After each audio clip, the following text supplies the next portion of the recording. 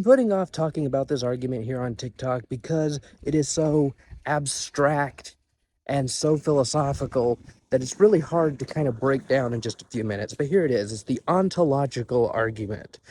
The ontological argument employs philosophical concepts like possible worlds and modal logic and a maximally great being. Let me just break those down. A possible world is an exhaustive description of everything that is logically possible and necessary. So just imagine just a huge conjunction, an exhaustive conjunction of lists that involve statements that could be true of reality.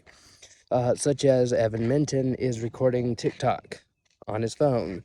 Evan Minton's phone is an Android. An Android could work. Evan Minton is wearing a green shirt. Evan Minton is standing in his driveway, etc. Evan Minton has a cat named Jellybean. Just throw logically possible statements in there, and those those statements would all comprise a logically possible world. It's just an exhaustive list of things that could be true of reality. Now, one of those exhaustive lists will be true of reality, and that will be the actual world, an exhaustive conjunction of statements that could be true of reality. Now, of course, I made a faux pas and said, my phone is an Android. It's not, it's an iPhone. So the possible world I described closely resembles the actual world, but is actually a different possible world that is not actual.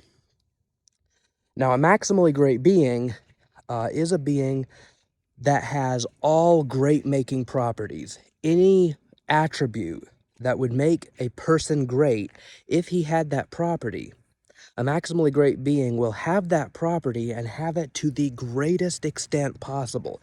So what are some great making properties? Well, to a certain extent, this is debated, but I think we can all agree on this short list. It is greater to be powerful than to be weak. It is greater to be knowledgeable than to be ignorant. It is greater to be good, morally good, than to be morally evil. Now, a maximally great being, because he is maximally great, he will not only have these great-making properties, but he will have them to the greatest extent possible. So he won't just be powerful, but he'll be all-powerful, omnipotent. He won't just be knowledgeable, he'll be omniscient. He won't just be good, he'll be morally perfect.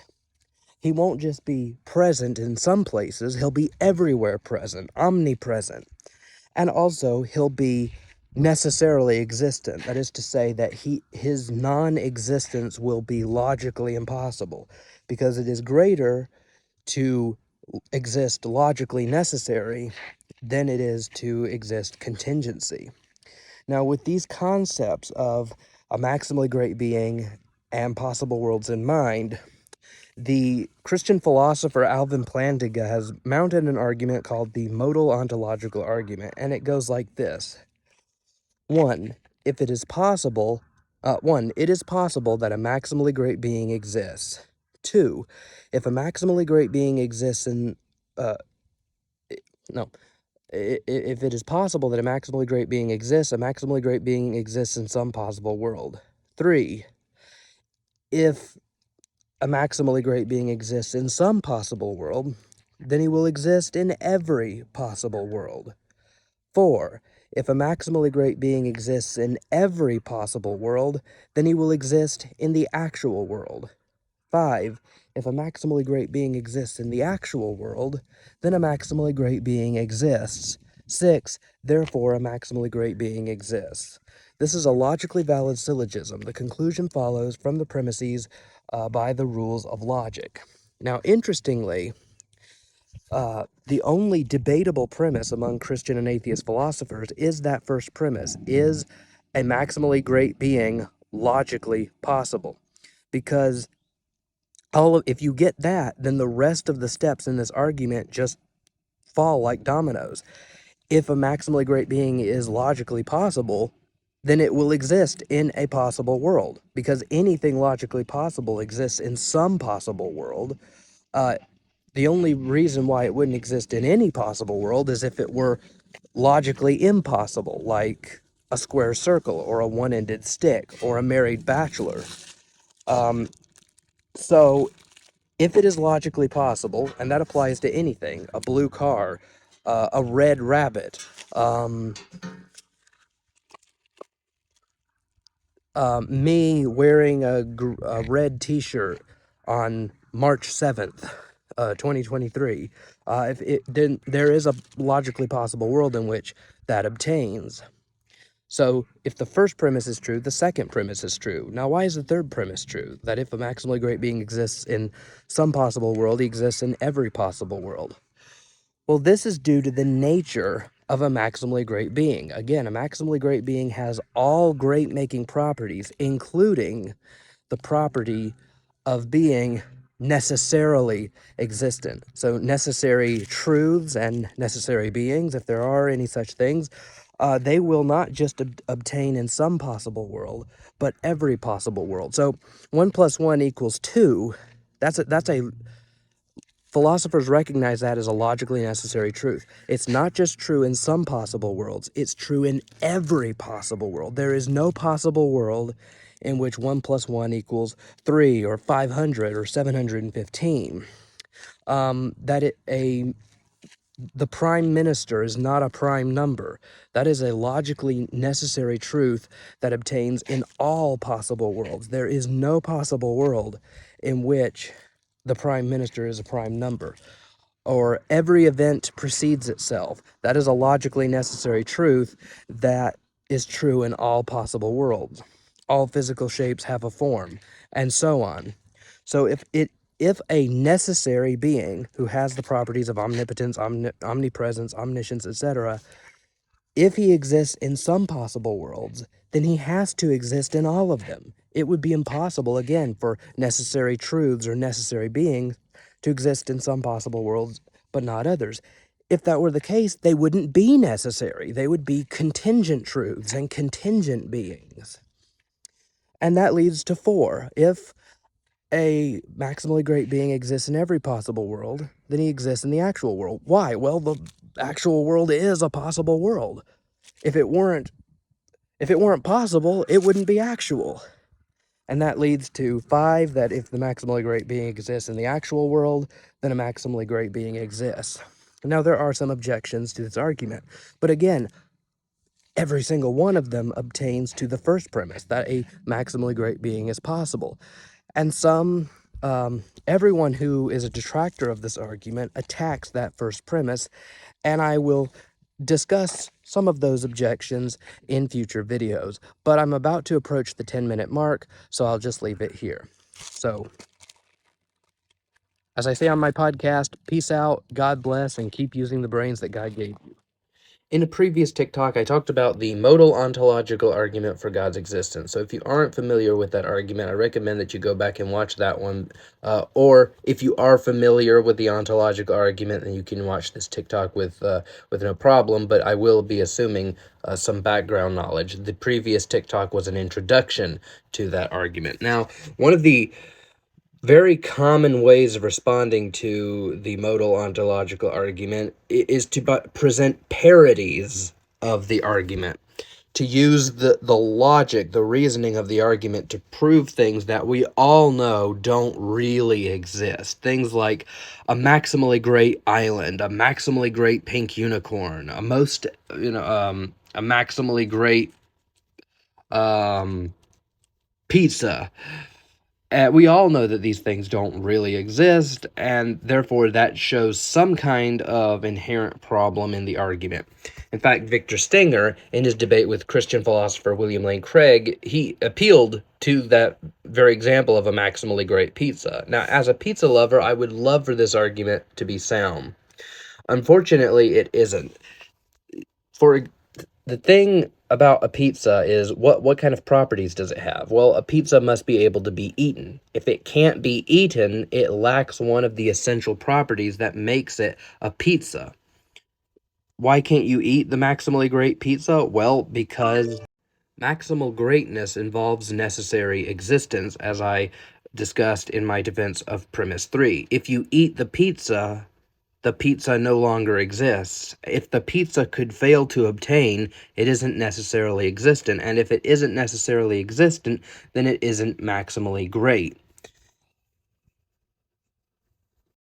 Moreover, as William Lane Craig says in his Defenders podcast, the properties that go to make up maximal greatness have intrinsic maximal values. Things like being all-knowing means knowing all truth. There is a kind of maximum quality there that you can't get beyond. You know all truth.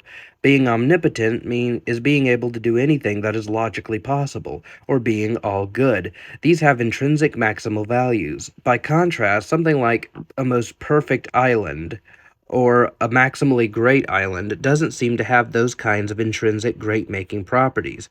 In the case of islands, for example, there could always be more palm trees and more hula girls to increase the greatness of the island.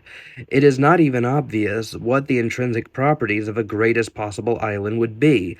That seems relative to your interests. You can think a great island is a remote desert where you can be by yourself, or as one that is bursting with fine resort hotels and all sorts of entertainment. It is relative to the interests of the vacationer. The idea of a greatest island or a most perfect island really turns out not to be a coherent idea. There aren't intrinsic maximal values or even objective properties that go to make up the excellence of islands, end quote. Moreover, I would add to what Craig wrote that the definition of an island also entails being a small patch of land surrounded by water. But if the island has omnipresence, then it would be infinitely long and infinitely wide. Therefore, it would cease to be an island and therefore just be a never-ending continent.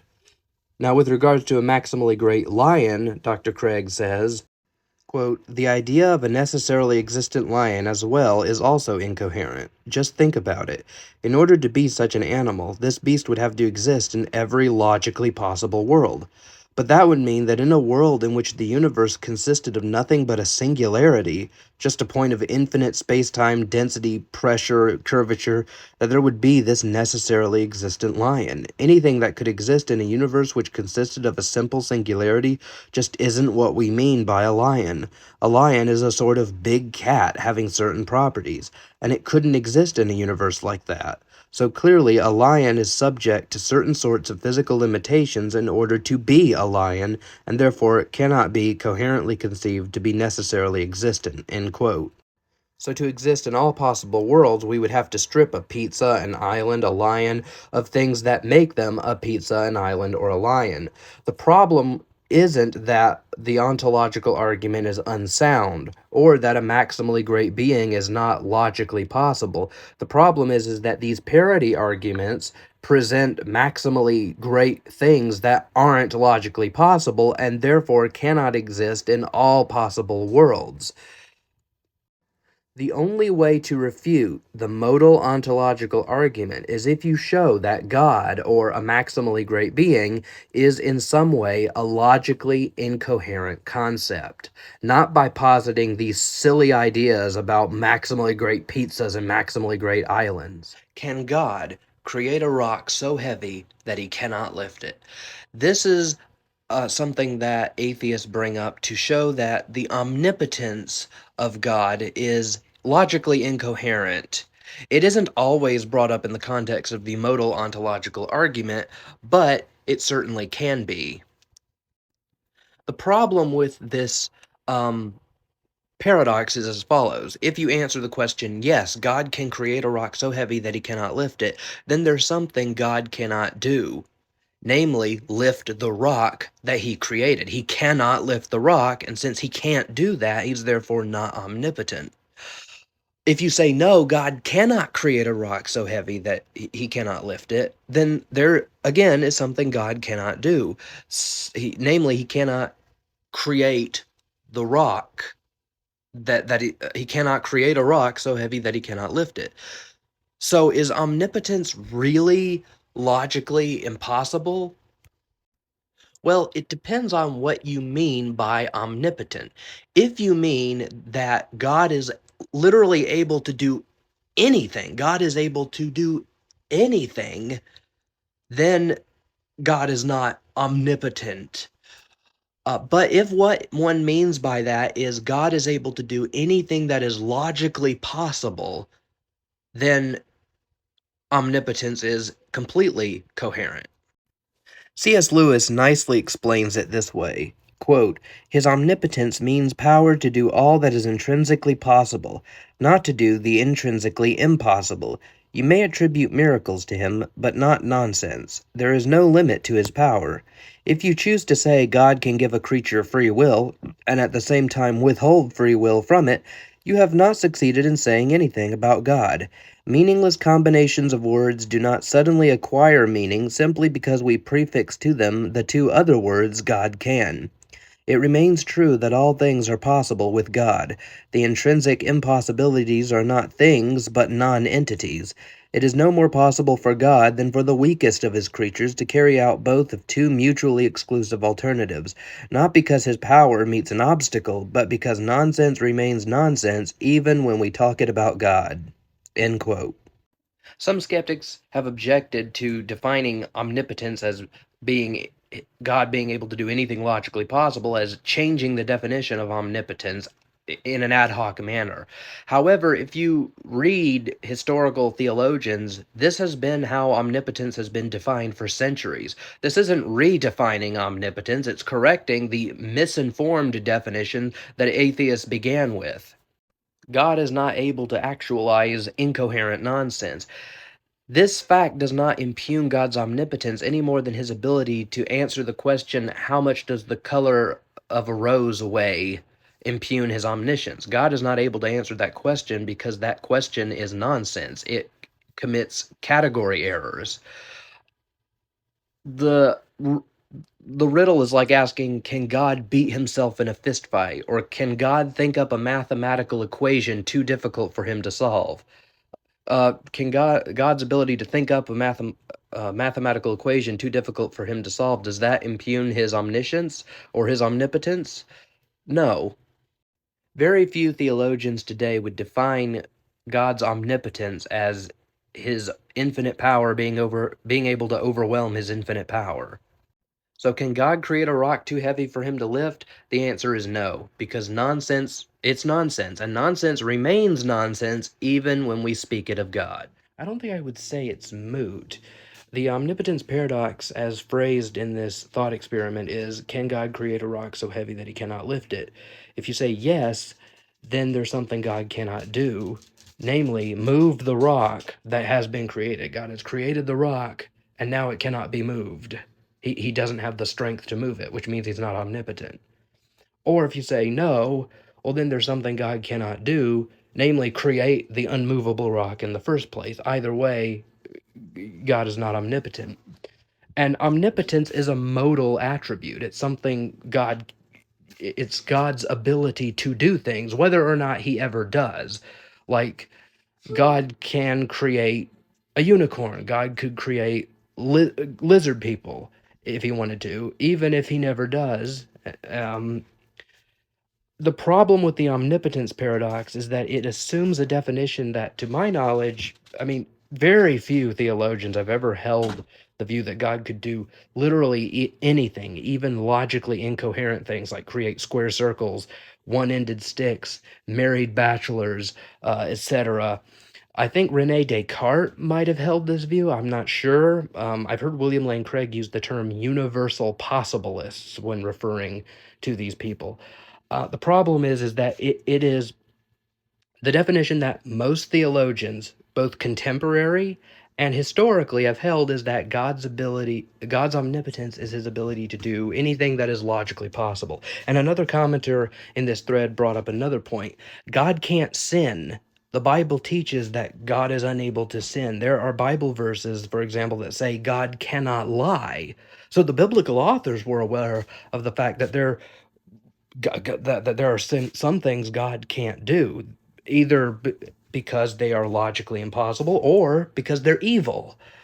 So this just really is not a good objection to the logical coherence of God or a maximally great being. In order to continue to defend this argument, the detractor would have to show that omnipotence requires being able to do not just all logically possible things, but even logically impossible things. And he would have to show also that it would require that God be able to sin. And no atheist that I've ever talked to has ever done this. They just haven't. You'll have to forgive me if I attack a straw man. I looked at this comment for like 10 minutes trying to figure out what you were trying to say and how I might best respond to it. You said, by your standard, nothing can be omnipotent because no matter what you put in the place of God, it won't be able to do the rock question. I'm assuming that by standard, you mean the definition of omnipotent that I put forth in my original video. That omnipotence is the ability to do anything logically possible. It is not the ability to do anything, including the logically impossible, such as create one-ended sticks, square circles, married bachelors. By this definition, I don't see why a maximally great being couldn't be coherent. Why it is not logically possible for there to be a being who has the ability to do anything logically possible. Why there isn't a possible world with a being that has that ability. Now, creating a rock too heavy for him to lift is something that an omnipotent being cannot do because it is logically incoherent. If an omnipotent being creates a rock too heavy for him to lift, an omnipotent being will always be able to move a rock, no matter how heavy or how large it is, because he has unlimited power. Basically, what the question is saying is, oh, if God is omnipotent, then his unlimited power should be able to be usurped by limits. His unlimited power, he should be able to make himself limited. But a limited, unlimited being is logically incoherent. There is no possible world in which an unlimited, limited being exists. One could also point out how odd it is to say that the inability to be limited is itself somehow a limit. And again, like as I said in the original video, we can make a parallel comparison with God's omniscience. Does God's inability to think up a mathematical equation so difficult that he cannot solve it, does that impugn his omniscience? No, of course not. It's because God knows everything, everything that could, would, and will happen. He knows all true propositions, and because that he will know the correct conclusion to whatever mathematical equation he could come up with and puts an equal sign after. So I just don't think it's a good argument to say that omnipotence is not possible because omnipotence can't be limited by omnipotence, that an omnipotent being cannot exercise his omnipotence to make himself limited. And if you're having an issue following this, it's probably due to the incoherent nature of of the of the argument. One of the many ways in which people try to discredit the ontological argument for God's existence, try to show that a maximally great being is logically incoherent, is by pitting two of God's omni attributes against one another. One of these is to try to pit God's attribute of omniscience up against his moral perfection. Now, you might be wondering, how can the fact that God knows everything be incompatible with his being morally good? At prima facie, it doesn't seem like they are incompatible. Well, the argument goes like this. If God knows everything, he truly knows everything, then he should know what it's like when a serial killer gets sick and twisted pleasure out of brutally torturing and slashing his victims up. He should know what a rapist feels like when he overpowers a woman in a back alley. And so the argument goes, if God is truly omniscient, he knows everything, he would know how it feels to experience these evil emotions. But I think we could all agree that any being who truly resonates with such evil emotions isn't a good being. That's not a good person. I think the solution here is to differentiate between propositional knowledge and experiential knowledge. Propositional knowledge is knowing the truth value of all propositions. Any statement that is true, God will know that statement and will believe that statement. Just as omnipotence is God's ability to do anything logically possible, God's omniscience is knowing all true propositions. But it doesn't have to entail having all experiential knowledge.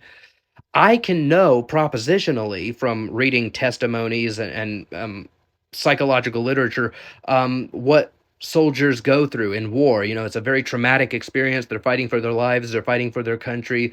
They have PTSD, and I can infer that it's a very scary and traumatic thing. But I don't have experiential knowledge of what it's like to be in war, and hopefully I never do. So God has propositional knowledge that a serial killer gets sick and twisted feelings out of killing his victims, but he doesn't have experiential knowledge. And from a Christian point of view, we would say that God gained a lot of experiential knowledge in the incarnation. In becoming human, Jesus, God, the second person of the Trinity, learned a lot of what it is like to be human and do human things. He learned what it was like to get hungry, whereas he only had propositional knowledge of that before. In the previous video, I addressed a way in which atheists try to make the concept of God logically coherent by pitting two of his attributes against each other, God's omniscience and God's moral perfection. One way to do this was, well, go watch that previous video. But another way to do this is to argue that because God knows everything, that means God knows the future. And if God knows the future, then that means that the future has to occur the way that God foreknows that it will. Because if things were to go in any other way other than the way that God foreknows them, then God would be wrong. God would be taken by surprise. And it really wouldn't be foreknowledge at all, but rather forecasting, inaccurate forecasting. Well, how does this impugn God's goodness? Well, it means that God basically, by his mind, sort of fates everything to occur, including every single evil action ever done. There is no free will. Humans do not have the ability to choose between good and evil. If you choose evil, it's because God foreknew that you would choose evil, and God just sort of fates you into that. Therefore, the argument is that either God is omniscient or God is not good. God is the author of sin and evil. And there have been some theologians, Calvinists, who have argued that God does know the future precisely because he foreordains it. Now, I think the Christian philosopher Dr. William Lane Craig offers a very good response to this argument. He responds to it in this little book here, The Only Wise God, The Compatibility of Divine Foreknowledge and Human Freedom, but he also talks about it in his Defenders class. So how then could we defend the compatibility of divine foreknowledge and human freedom? Well, I think in the first place, we want to break that equation between foreknowing something and foreordaining something. Those are not the same things. God knows in advance all of the choices that people will freely make. But that doesn't mean that he determines those choices. In fact, quite the opposite. If we want to speak of determination, it's the choices that determine what God foreknows, not vice versa. It's not that because God foreknows you will do something that you do it. It's because you will do it that God foreknows it. So if there's any determination going on here, it's the event that determines what God foreknows, not that what God foreknows determines the event. And in understanding this, I think it's very helpful to distinguish between two types of priority. Chronological priority, which would be something being earlier in time. If something is chronologically prior to something else, it is earlier than it in time. And then logical priority, where something is explanatorily prior to something else. And these are not the same thing. Something can be logically prior to something else without being chronologically prior to it. And I think that's exactly what we have in the case of divine foreknowledge and the events foreknown by God. Chronologically, God's foreknowledge comes before the event. First, God foreknows it, then the event occurs. So the foreknowledge is chronologically prior to the event foreknown. But logically, the event is prior to the foreknowledge. God's foreknowledge is what it is because the event is what it is. It is because you will choose pizza for lunch that God foreknows it. It is not that you eat pizza for lunch because God foreknows it. That's to confuse chronological with logical priority. So as long as we understand that the object of God's foreknowledge is logically prior to what he foreknows, it doesn't really matter that God's foreknowledge is chronologically prior to the event foreknown. What that means is that if the event were to be different, then God's foreknowledge would be different. And those of you who have been with us the last few weeks will recognize they're a subjunctive conditional, right? If the event were different, then God's foreknowledge would have been different. You will choose pizza for lunch, let's suppose. But you don't have to. You're free to choose something else. If you choose Panda Express instead, then God will foreknow that. So if you were to choose Panda Express, God would have foreknown that instead of knowing that you will eat pizza for lunch today. So God's foreknowledge tracks your choices like an infallible barometer. Dr. Craig then says that the infallible barometer doesn't cause the weather. The infallible barometer has the reading that it has because the weather is what it is. If the weather were to be different, then the barometer would give a different forecast. One of the arguments against the ontological argument is that our intuition that a maximally great being is possible is undermined by an equal intuition that a quasi-maximally great being is possibly instantiated. A quasi-maximally great being may be like a maximally great being in various ways. It may be omnipotent, it may be omniscient, but maybe it's not omnipresent or morally perfect. Or maybe it is omnipotent, maybe it is omnipresent, but it's not all-knowing.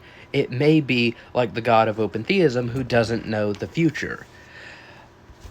And the argument is that since we know a quasi-maximally great being doesn't exist, then that means there's something wrong with our intuition that a fully maximally great being exists. Now, in my book, The Case for the One True God, a scientific, philosophical, and historical case for the God of Christianity, I respond to this argument as follows. There are two reasons why our intuitive warrant that a maximally great being exists is not undermined by an intuition that a quasi-maximally great being exists. Number one, given that the maximally great being is maximally great in every single possible world, this means that the quasi-maximally great being cannot exist in every single possible world. Why? Because by definition, the maximally great being is omnipotent. If he's omnipotent, then that means that nothing exists outside of his creative power. But that means that the QMGB, that's an acronym for that for quasi-maximally great being, an abbreviation rather. That means that the quasi-maximally great being is in the creative power of the maximally great being, the MGB, and the MGB could have refrained from creating the QMGB in some possible worlds. Therefore, quasi-maximal greatness is not necessarily instantiated in every single possible world. This quasi-maximally great being doesn't exist in some possible worlds, namely the ones where the maximally great being chooses not to create him. Number two, our intuition that a quasi-maximally great being might be possibly instantiated piggybacks on our intuition that a maximally great being is possibly instantiated. The only reason why you might suspect that a quasi-maximally great being to be possibly instantiated is because you already have the intuition that a maximally great being could possibly be instantiated. But if it is possible that a maximally great being exists, then it follows that a maximally great being actually does exist, and therefore the intuition of a quasi-maximally great being is undermined. It's a flawed intuition.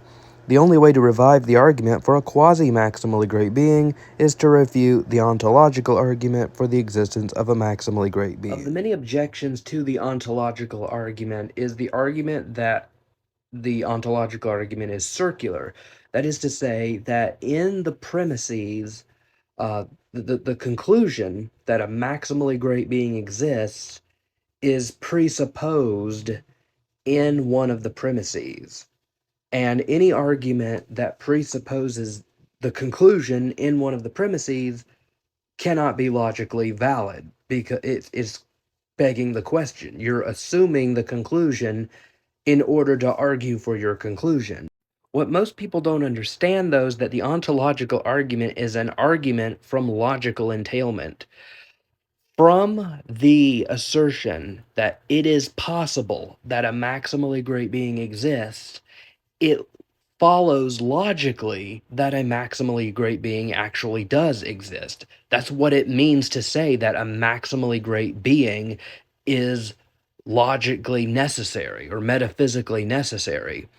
What the argument shows is that if you say, yes, a necessarily existent, omnipotent, omnipresent, omniscient, morally perfect being is possible, then you are committing yourself, if you're to be logically consistent, to the reality of a necessarily existent, omnipresent, omnipotent, omniscient, morally perfect being.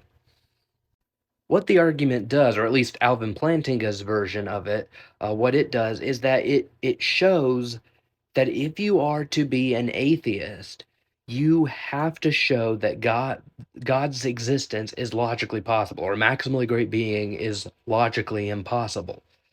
It's not circular. It's saying if you agree with this statement, then it follows necessarily that. It's kind of like the famous uh, saying from Rene Descartes, I think, therefore I am, or cogito ergo sum in Latin. That has also been claimed to be circular. I think, therefore I am. Well, I think presupposes my own existence, so the conclusion I am followed from I think that means that it's circular because you're presupposing your existence in order to prove your own existence.